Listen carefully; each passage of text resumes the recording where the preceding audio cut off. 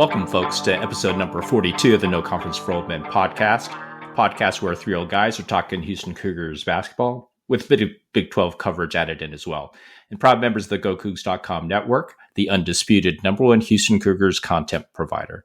And we're here today with all three of the old men, Tom Lydiak, former coach, Bill Walker, former player, and myself, Steve Chang, analytics guy, for this episode. Well, a rare and tough loss to hated Texas Tech at home, 82-81 in overtime, with a crazy sequence of events with double ejections of Tech's best player Toppin and Coach McCaslin within 5 minutes of the game starting. And that just seemed to galvanize their team to perform over their heads in the defeat. And then the team had to turn around for a sloppy but much needed 72-63 win over Oklahoma State at home without two key players in Sharp and Francis. Tough stretch for the Cougars, and now the team moves on to Colorado on the road, still without Sharp, and then host always tough and heated rival Baylor for another big Monday tilt. Things are never easy in the no conference for Old Ben Big 12. So let's get into it, guys. In dissecting our tough and crazy loss at home to Tech this week, let's begin with post-game analyses of one of the craziest games I've seen in a long time. Let's start with you first, Tom. What were your thoughts as you took a look at the game from a coach's perspective? Oh boy, a lot to unpack in this game. Let's start off with the fireworks that started in the first couple of minutes of the game.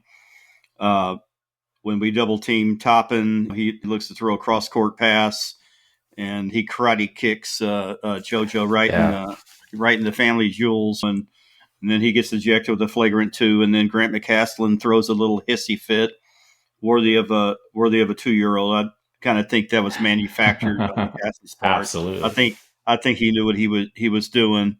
But I might be the only one that thinks that that possibly could have been intentional on Poppin, because they're trying to say that was a natural action of a guy jumping up in the air and trying to throw a cross-court pass. Well, my point is that we double-teamed the post. And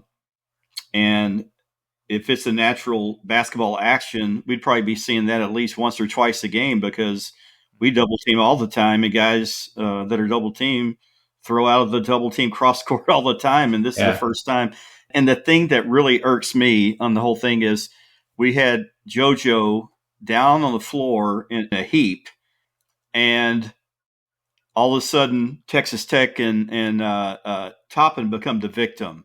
That really just aggravated me to no ends, is that JoJo he didn't do anything illegal. He's playing great defense, and all of a sudden he gets scissors kicked or whatever, and goes, that didn't sit too well with me. Tech shot the lights out. I think the score was 41-41. Not sure. I mean, not that Texas Tech is a dog, but every dog has its day. They might be peaking right now. This would be the peak of their season along with Arizona. You never know. I mean, in a month, we might be looking back and we could say Arizona and Tech, they peaked right now. There's a lot of basketball to play. Tech has to go to Arizona this Saturday, so one of those teams is going to lose. If it's Arizona, they're going to have 2 losses. If it's Tech, they're going to have 3 losses. So, like you said, Steve, just a crazy game. A couple other things I'd like to mention. In regulation, it looked really good for us. We were up 66-60. There was 3:45 left in the game. Malik is guarding Elijah Hawkins, and he's just dribbling and he's spinning like a whirling dervish, and he literally just fell down. Malik basically did not touch him. Hawkins just fell down, and Malik was called for a foul. So Hawkins makes 2 free throws. So it's a 4-point game. We come down. We have to. LJ has to force up a shot at the shot clock, and then on the ensuing possession, I think it's Anderson. I think their freshman shoots the 3, and Malik is called for a foul. Oh, yeah. They only showed one angle on the TV, and it's from the side. Couldn't, it'd been better if there was a view from the back or a view from the front. You really can't tell where the contact occurred. It could have been where Anderson just flopped, And I thought those two calls right there, and he made all three free throws, so it's 66-65. I thought those two calls right there, it was, it changed the whole momentum of the game. Not having Sharp healthy is really hurting us. JVA left the game when he kind of got whiplash there, and he gets a concussion. We're so much better with JVA on the floor defensively. We have those two bigs, so you have rim protectors. Emanuel's second leading scorer. He's underrated defensive player, even though he did make a bad mistake. I think we were up by 3, and Tech threw the ball down to the right sideline, and Emanuel originally went out to close out on the shooter, and then for some reason he goes to run to a guy in the corner who was already guarded, leaving the ball, and I can't remember who it was, drained a 3, and I think it tied it up, and that was the killer. But overall, crazy game. It's one loss. I predicted us to go 15-5 in conference and win it all. I didn't figure Arizona to only have one loss this late in the conference season, or Tech only have 2 losses. But a lot of people, their expectations, I think, are just way too high. They expect us to play perfect. And then we also set a precedent early in the conference season by just killing teams, holding them to, what was the point total? It was like 55, 57 points or something like that. That was back when we were healthy. Yeah. And now we have Sharp out, and JVA's missed parts of some games. So we have one conference loss. We're tied for the conference lead. We got Colorado coming up, and we win that game. And let's say Arizona loses to Tech. They have 2 losses. Tech has 2 losses, and we're back in first place. I think the whole key here is for Sharp to get healthy and get him ready for the stretch run in March, and just cross our fingers that none of our all our bigs stay healthy too. But just like you guys said, just a crazy game. I'm sure Bill will have tidbits that I left out. But yeah, it's a loss at home. I mean, Tech's really playing well right now. Yeah. And I will say one last thing: progress, success is not linear. It's not always going to be a curve where you're always going straight up. There's going to be some dips and potholes along the way, and there's a lot of basketball left. We have like a month and a half to hit our peak. Yeah, well said. How about you, Bill, from a player's perspective with the Tech game? I've got a couple of things I was going to talk about. One, I will hold off on until we approach the next segment. So I'm not going to talk about, as I typically do, players, statistics, who's doing what from the field, assists, turnovers, everything. The one thing I want to talk about is officiating. Mm-hmm. And I still can't tell how egregious Toppin's flagrant 2 was. I've watched it several times. Whether he should have been ejected, honestly, I'm leaning toward no. Yeah. With that said, I'll put a few things out here and see if they add up and if they make sense. First is post-ejection. Kirby Hocutt, Tech's AD, allegedly received communication from the Big 12 office apologizing for the call. Not sure I necessarily believe this, but it could have happened. But what I did see was during the second half, a 20-1 free throw disparity at one point. I saw Sharp late in the game, and this happened right below where I was sitting, right below the seats, Steve. He got his face just crushed there was no call, no post-call review. I saw 0, this goes to another game, I saw 0 fouls called in the Kansas-Iowa State first half, and I mean, that game was brutal to begin, and even Fran Fraschilla and John Shambi, the ESPN announcers, were both referring to it, and only 28 fouls were called in our game against Oklahoma State, the following game, and only 12 on us. So it's really either very interesting or it's extraordinarily coincidental. I don't know if a mandate came down from the Big 12 to the officials and said, look, these games aren't about you guys. Stop blowing your whistles every 2 seconds. But either way, we lost the game. We had in hand, and that's that. Now, here's one question regarding officiating, I guess, that I wanted to ask you guys, because honestly, apparently, I don't know the answer. When Toppin threw the pass and he kicks Tugler, Tech hit a 3 off of that pass. The play gets reviewed, flagrant 2, so it's clearly a foul on the pass. Toppin gets ejected. The 3 never came off the board, ever. It stayed. The 3 was good. Now, like I said, I'm not sure, but if it's, in retrospect, if it's a foul on Toppin, wouldn't an offensive foul, mean the ball goes immediately to us, and whatever happened after he threw the ball should not count? But that three stayed. It was never removed. Do either of you know anything about that or why that stayed there? Because I'm not sure what the rule is on that, Bill. I'm not sure. Yeah, because the call wasn't made till after, right? The play had concluded, and so I could see why it counted, right? Because they played on until they scored the 3, right? And then it was a subsequent review.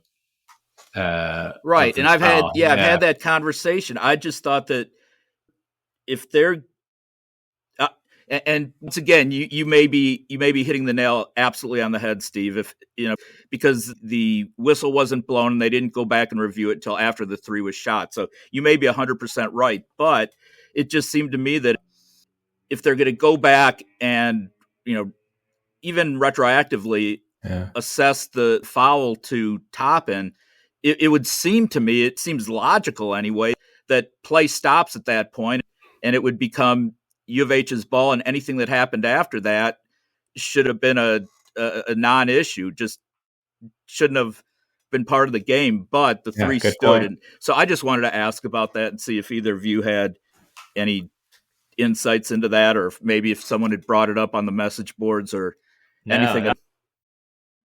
Nothing? No. Okay. Yeah. Okay. Well, so anyway, that's about what I wanted to bring up. That's the point that I wanted to bring up now, just the officiating, the fact that since the call on Toppin, the officiating was pretty brutally one-sided in the second half. There was nothing called in the subsequent Iowa State-Kansas game. There were only 12 fouls called against us last night. Yeah. And so I don't know, conspiracy theory, whatever you want to say. It seems, like I said, it could be entirely coincidental, but a lot fewer fouls called, other than the overwhelming number called on us in the second half of the Tech game. But you know what? It's a loss, and we'll move on from it, and we'll address that shortly. Okay. I mean, from an analytics perspective, looking at the Tech game, there's very little separating the two teams, as you'd expect in an overtime loss. But it was clear that Tech was motivated over the questionable calls at the beginning. On offense, Tech was blistering from the field.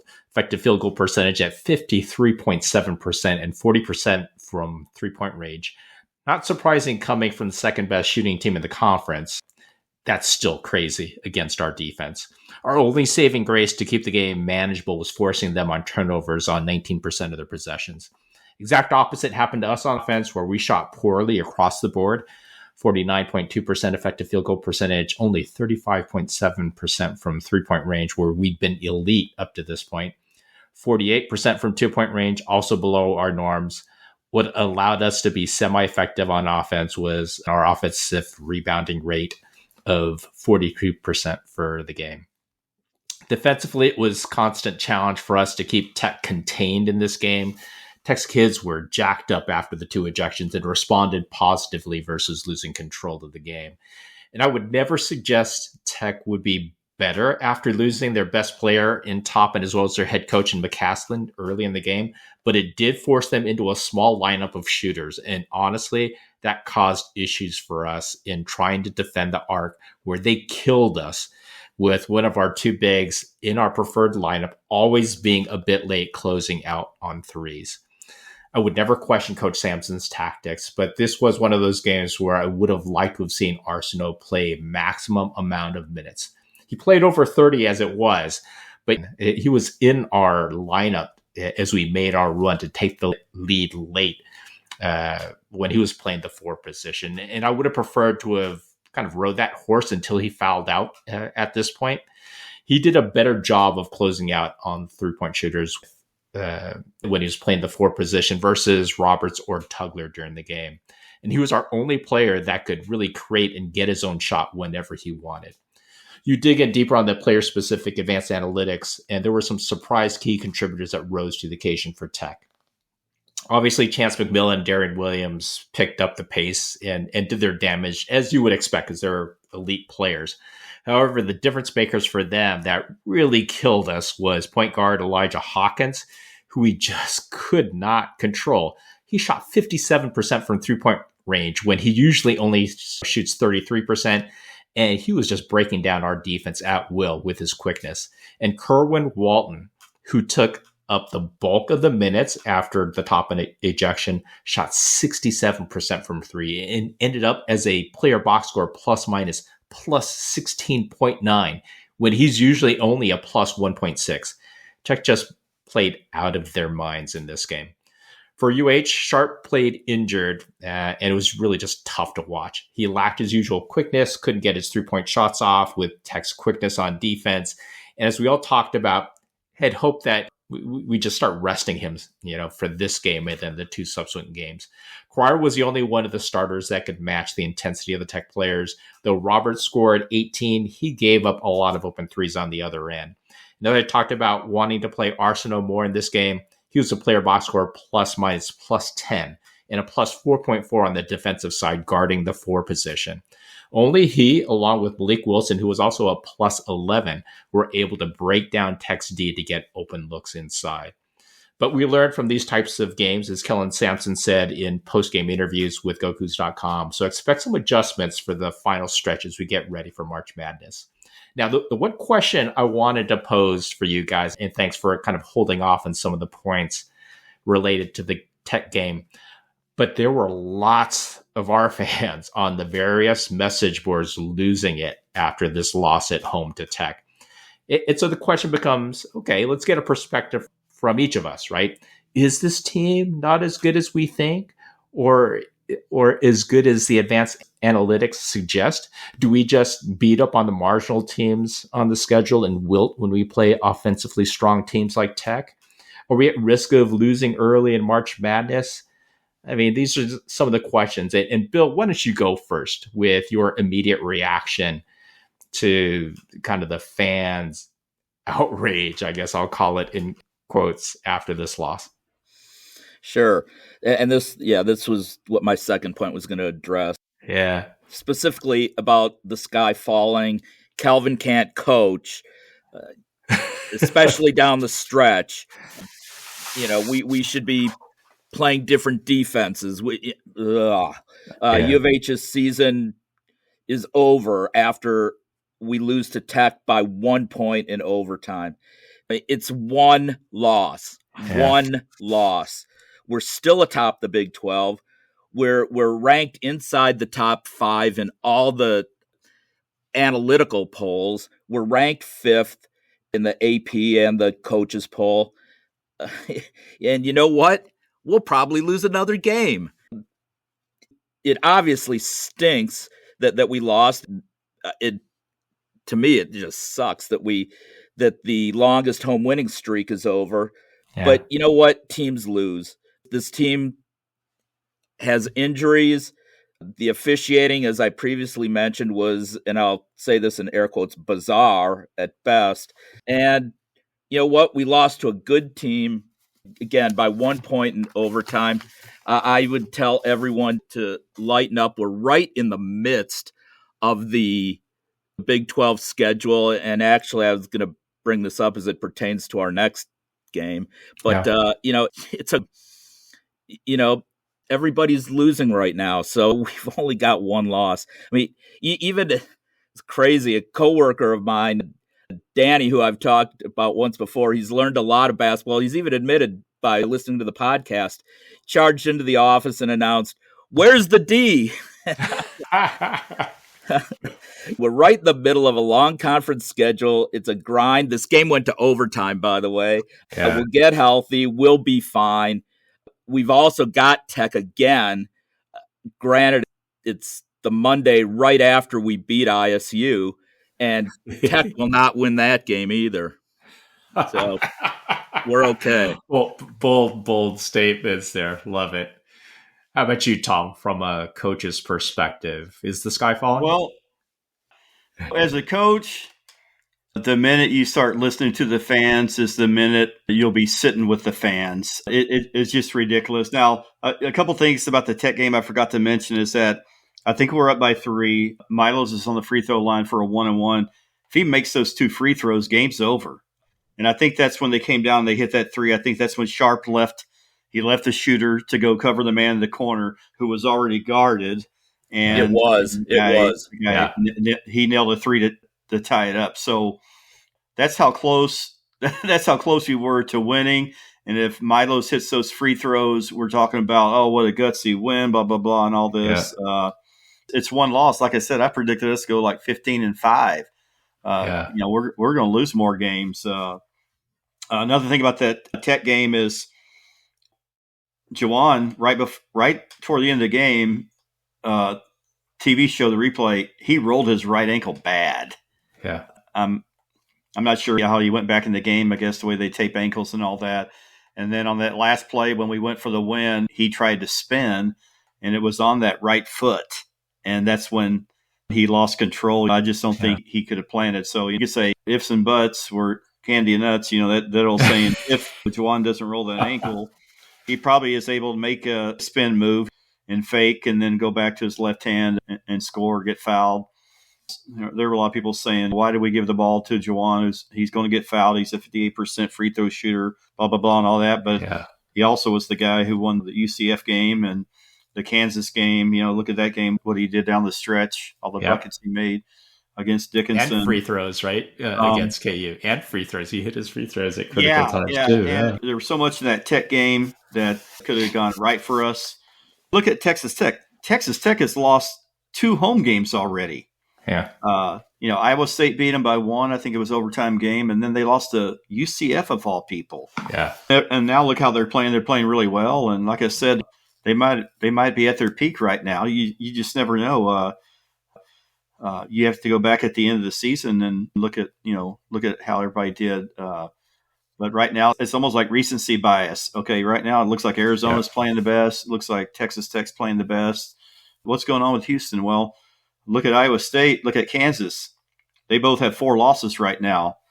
ISU fan base is having a meltdown. So it's, when you, in this day and age with social media and internet and all that kind of stuff, coaches, players, they're living in a fishbowl and everything's magnified. 40 years ago when we were watching basketball, we probably had 1 or 2 people we could talk ball with after a Phi Slamma Jamma game or whatever. But nowadays with social media, you can talk to literally thousands of people on social media. So typical overreaction of a fan base. It's like I said, 1 loss, and you got to give credit to Tech. I mean, they hit big shots. They did. And you talked about their Texas Tech small lineup reminds me of that loss we had against Alabama at Fertitta a couple of years ago. We were up, I think, 15 in that game, and then they went small and they just sliced and diced us. They were penetrating, they were spraying the ball all over the place and knocking down threes. So, kind of reminded me of that game. But Kelvin's a Hall of Fame coach. He didn't take a dummy pill the night before the Tech game. So he's the Hall of Fame coach. Good coaches, they can see, a mistake and they can recognize it. Great coaches, they see the mistakes, but they can fix them. And Kelvin is in that second category. He's going to look at that film, next time we play him, and he's going to see what needs to be fixed, and he'll get it done. Yeah, I completely agree. And for me, as I stated on GoCoogs.com or the Veer message board, my only quote unquote complaint was that I wish we had kept Terrence in until he fouled out, basically maxed out his minutes. With him at the 4, he was quick enough to get out to challenge Tech shooters at the arc with their small lineup. We made our run to get a lead late in regulation with the game at the 4 spot, and he and Malik were the only ones that had the quickness and athleticism to get open shots during this game. It's my opinion that Arsenault is actually the most complete and athletic player on our team this season. And in order for us to make that national championship run in March, I actually think he needs to be in the top 4 in minutes on the team. He's currently kind of in that 5 to 6 slot, almost tied with Tugler in terms of minutes. But I think his kind of next level ability to create his own shots is what we're going to need when things bog down in March, right? And all the defenses end up being really tight. Now, for my reaction to the loss perspective, disappointed, yes, but it doesn't change how I feel about this team.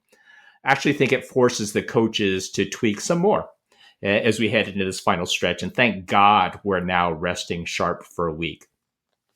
As you had highlighted, Bill, guess what? KU, ISU, and a slew of other top 25 teams lost on this last bloody Saturday. Advanced analytics-wise, we're still number 2 in KenPom. We're actually still number 1 in both Haslam metrics and Bart Torvik, even after the losses. Coaches poll, guess what? We stayed steady at number 5. AP poll, folks, we actually moved up 1 spot to number 5 after the loss to Tech. So fans, really stop freaking out. Watch how our Hall of Fame coach continues to tweak things heading into March. I still truly believe we have the pieces and the coaching to win it all this season. So just be patient, folks. Now, just a quick maybe summary on the subsequent game after this tough loss. We had Oklahoma State at home. Tom, you want to go first and provide your coach's view on that game? Sure. Before I talk about Oklahoma State, one thing I just thought of, back when we played in the American, even the year we went to the Final Four, good grief, we lost to like East Carolina. I think of that Final Four year. Or I know we lost to Tulsa. I don't know if Tulsa lost. I think the Tulsa loss was the Final Four year. That was Caleb Mills' last game. I know one of those years we lost to East Carolina. We lost to UCF at home. Memphis a time or two. Can't remember who else we lost to in the American, but yeah, I just think its expectations are unrealistic. I think a lot of fans expect us to play almost like perfect every game, hold teams to like below 50 points or whatever. Now going on to the Oklahoma State game, rough start. I thought defensively, I think Oklahoma State had like a 20 to 18 to 9 lead, 20 to 12. It's a good thing basketball games are 40 minutes and not 10. Because after that slow start, I think it was the next 20 minutes, we really poured it on. And then we kind of slacked up again, and they kind of got back within striking distance. JVA didn't play. Emanuel didn't play.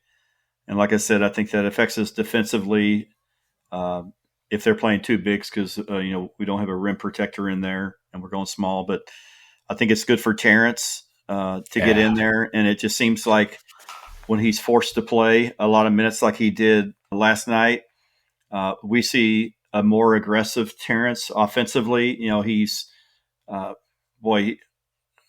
he made some plays as just a playmaker. He made some really nice passes and made some nice drives and all that.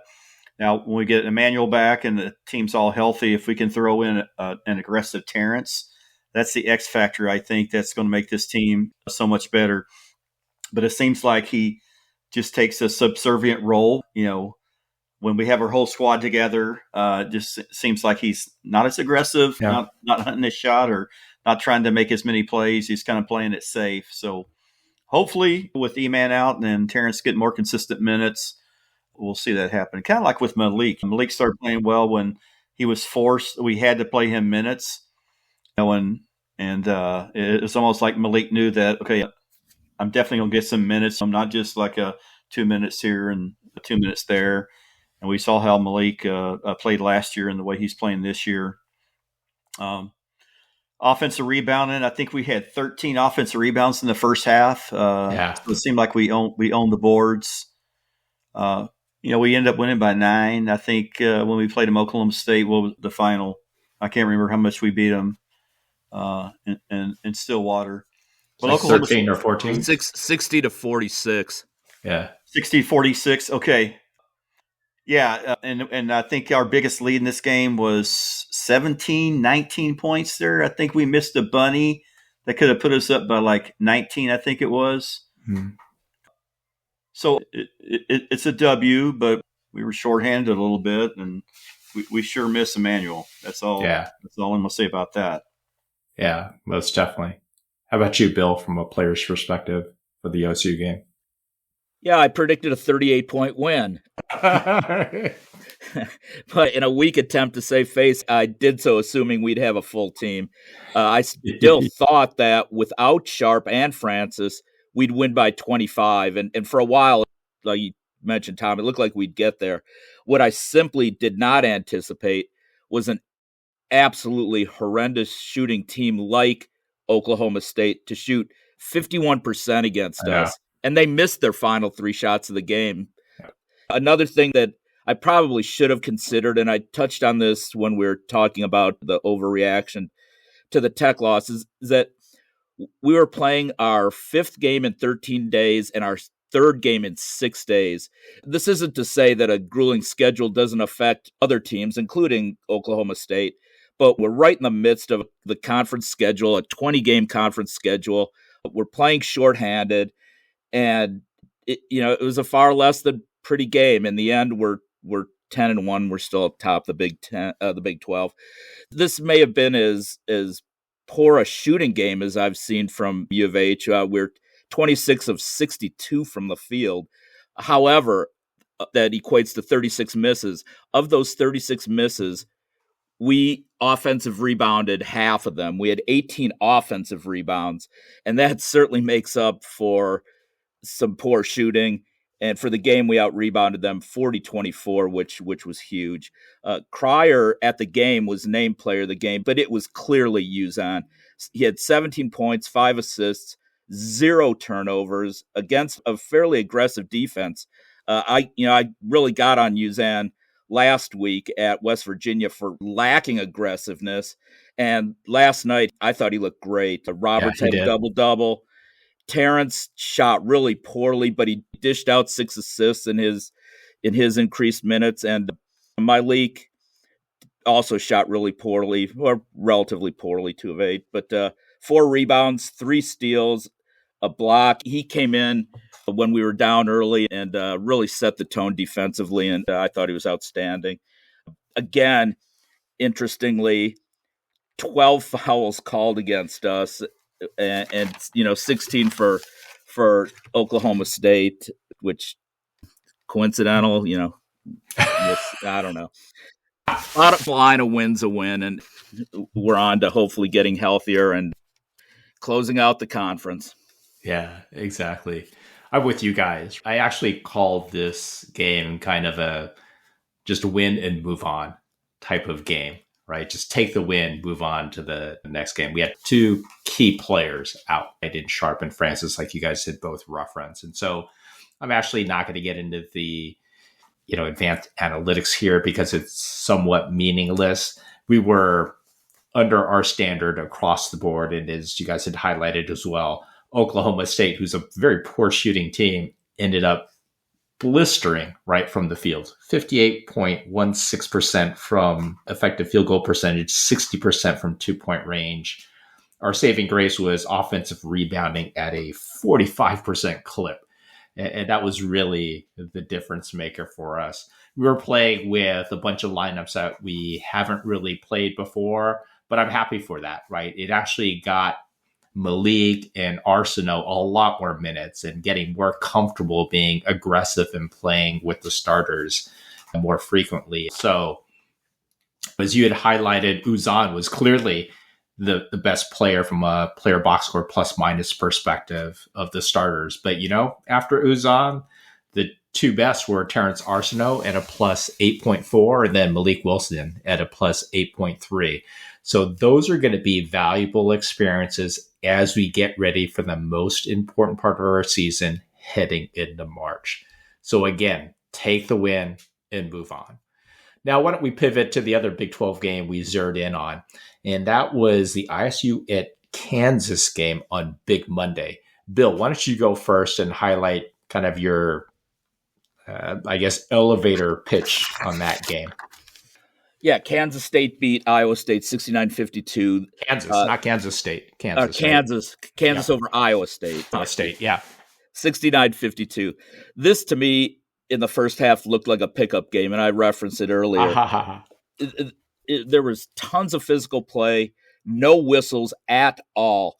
And as I previously mentioned, there were 26 fouls called for the entire. Once again, it's like, I don't know, Big 12 mandate, coincidence, who knows? Iowa State cannot win if they can't shoot. 3 of 21 from 3, which equates to little over 14%, 30% from the field for the game. If they have issues in March, it's because they rely way too heavily on the perimeter. Montsilivich coming back whenever that happens will help, but that's more perimeter shooting. They just rely on it too much. And after giving up 60 second half points in their loss to Baylor, Kansas really more so than Iowa State needed this, except for U of H, another win at the Fog. Yeah. Wow. How about you, Tom, from a coach's perspective? Boy, interesting game. Iowa State desperate for a win, and they didn't get it. To me, they looked almost unrecognizable.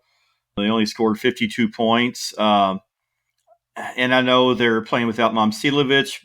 I'm not sure how much that's going to help when he comes back. ISU faithful, or they think they think they're really missing him really bad. Lipsy, he's playing with a broken thumb. So I'm sure that's affecting. Last year he had that shoulder issue. Now he's got a broken thumb. I'm sure that's affecting their play. But yeah, it was weird watching ISU play the way they did. Kansas, like you mentioned, Steve, before, really, really good defensive team. And Iowa State, they were never in the game. Curtis Jones has kind of come down to earth last, 2 or 3 games or so. His 3-point shooting, I thought he was like 6 for his last 27 or something like that from 3-point land. So they're getting their hats handed to them. But these are the dog days of February. And for most teams, you kind of see this. It's a long season, and we'll see how it plays out for Iowa State. But some people will say Iowa State wasn't really that good to begin with. Their non-conference schedule wasn't that tough, and we'll just have to see how it plays out. I think there's 9 more conference games left. They got 4 losses. Kansas has 4 losses, so we'll see what happens. Fun race. From an advanced analytics perspective, KU dominated this one. And they needed to, quite honestly, after 2 tough losses with epic collapses versus us and then subsequently at Baylor. But they left no doubt in this game as Coach Self went with his veteran in Adams instead of the dynamic freshman Badunga in the starting lineup to win big from wire to wire, 69-52, leaving what we believe to be a stellar ISU team to deal with basically a 3-game losing streak. Who would have thought that? If you look at the advanced analytics, KU really dominated on all fronts, offensively and defensively. KU shot effective field goal percentage 55.5% to ISU's putrid 33%. And KU shot 50% from 3-point range, where ISU shot 14.3% from 3. The difference on offensive efficiency was so great in favor of KU that it didn't matter that ISU forced turnovers on 21% of KU's possessions, or that they offensive rebounded 44.8% of their misses. It was just a royal butt-kicking by KU to show the nation that they still need to be in the discussion come March Madness. Now on to our two upcoming games for UH this coming week. And you guys can cover both games when you get into it. At Colorado, and then hosting heated rival Baylor for another big Monday matchup for U of H. Tom, you can go first from a player's perspective on both games. I'm the player. Oh, sorry.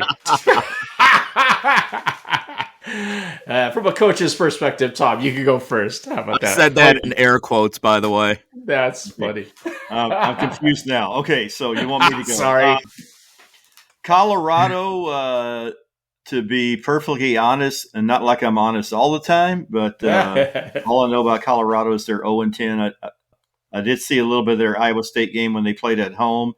You know, they led Iowa State for quite a bit of the game, and then just wilted like the last, I think it was like 8 minutes or so.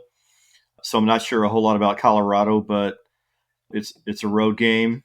As Kellen says, all road games are like rock fights or street fights.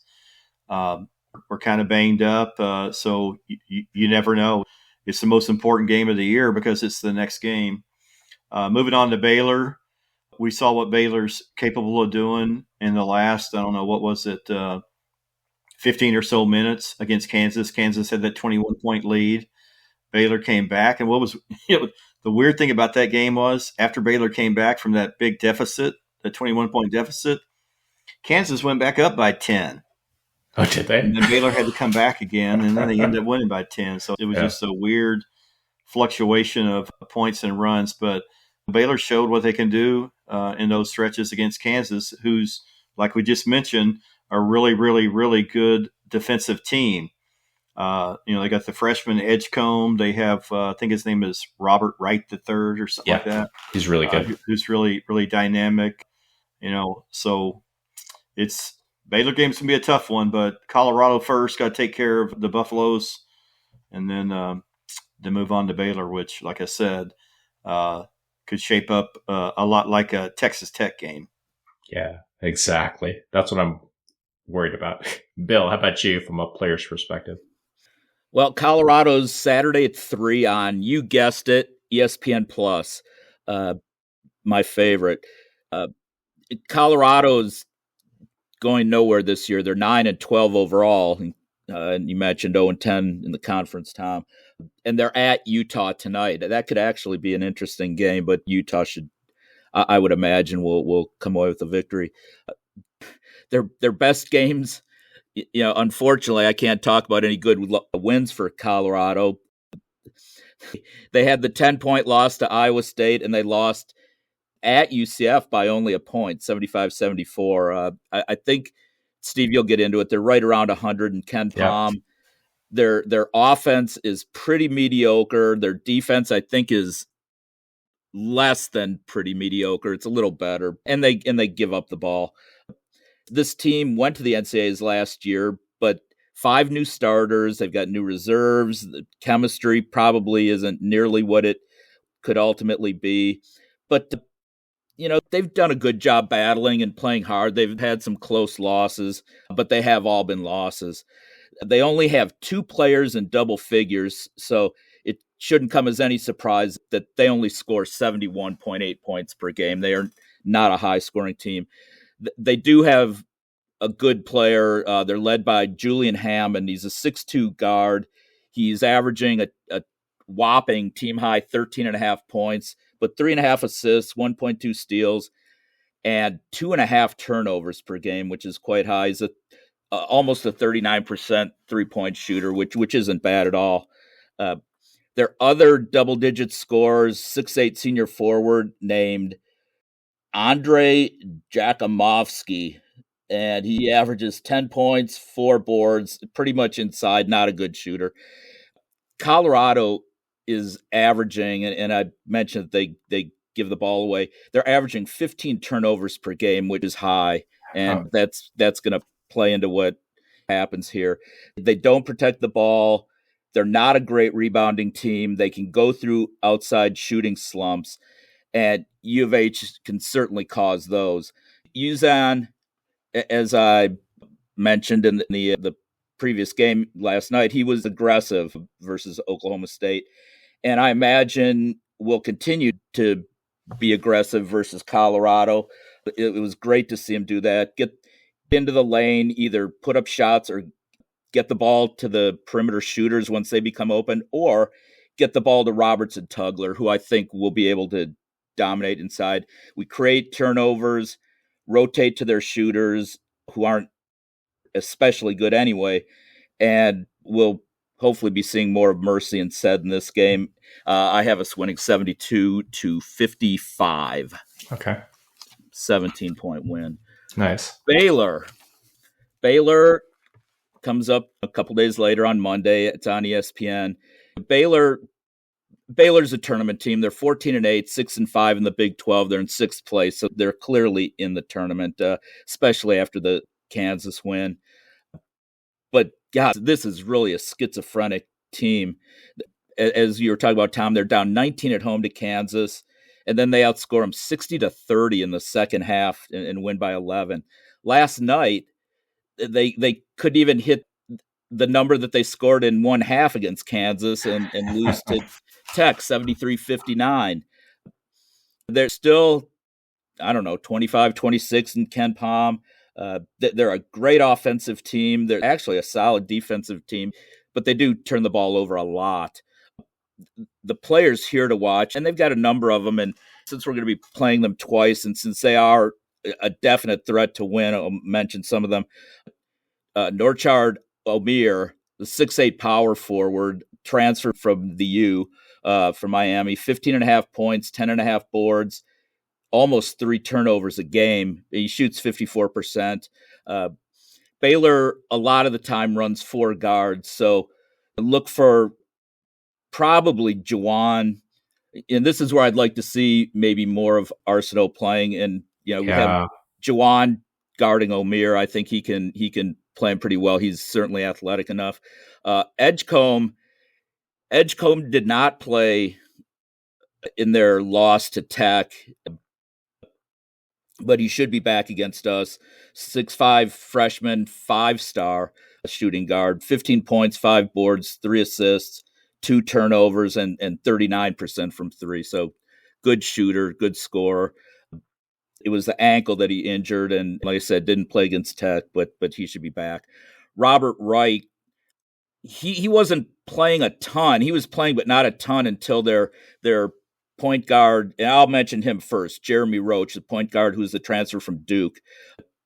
He's come over, 12 points, 3.5 assists. He's an average shooter. He's been injured. He missed 4 games in a row, and then he came back last night for the Tech game. And while he was out, that's where Wright really stepped up. He's a freshman, 6'1" guard, 6'1" point guard, 13 points, 5 assists, a couple of turnovers for him as well. And he could score, but he's not a great shooter. And then the only other guy that I'll mention in the event that Edgecombe doesn't play a lot is Josh Ojianwunu, or Wuna, 6'10", 230-pound power forward from Nigeria, 7 boards a game. If he scores, it'll all be inside. And quite honestly, I hope he does play because it's a better matchup for us. Agreed. If he's being guarded by Tugler and Roberts can play Omir, and if Francis is healthy, then yeah, I like that. Interestingly, Baylor only shot 6 of 20 from 3 in that epic comeback win versus Kansas, 6 of 20 for the game. They did a lot of damage on the boards and at the free throw line. Against Tech, again, they shot even worse. They just shot really poorly, and obviously they only scored 59 points, but they got a lot of their points, again, at the free throw line.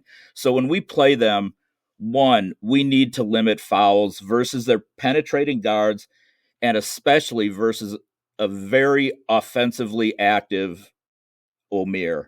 Yeah. We can't let them get to the offensive glass, which they've done well, even when they play 4 guards.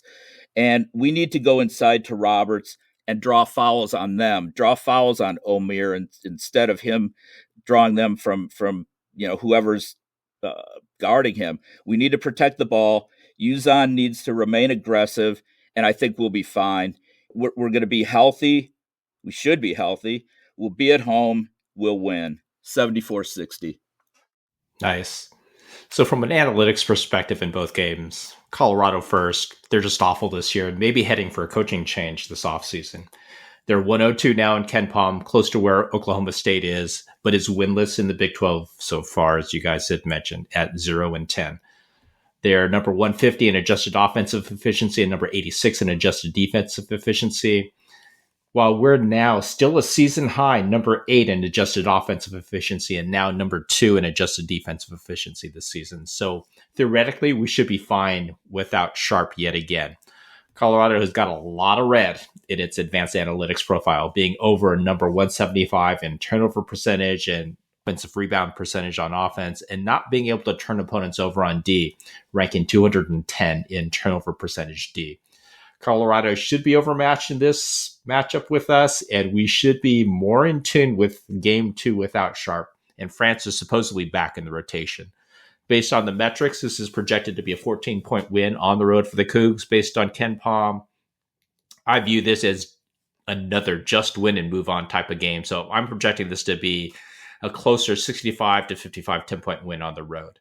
Now on to Baylor. This is going to be a much tougher game for the big Monday matchup.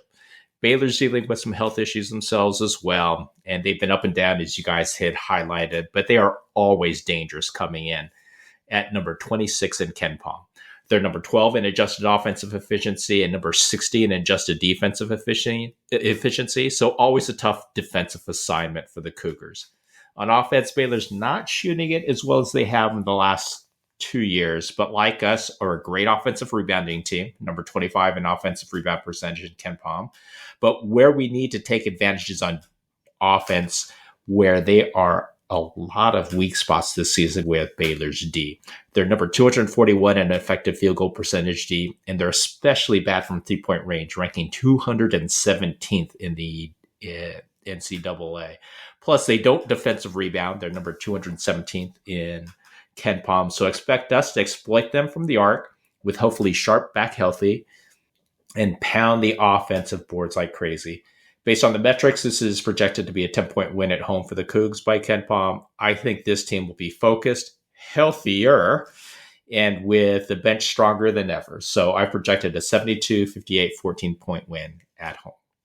So that's it for our 42nd episode of the No Conference for Old Men podcast. Hope you all enjoyed it. And again, would really appreciate it if folks would follow, subscribe, or collect our podcast, depending on your podcast platform of choice. We're also available via the Republic of Football podcast feed from the folks at Dave Campbell's Texas Football as the only basketball-centric podcast.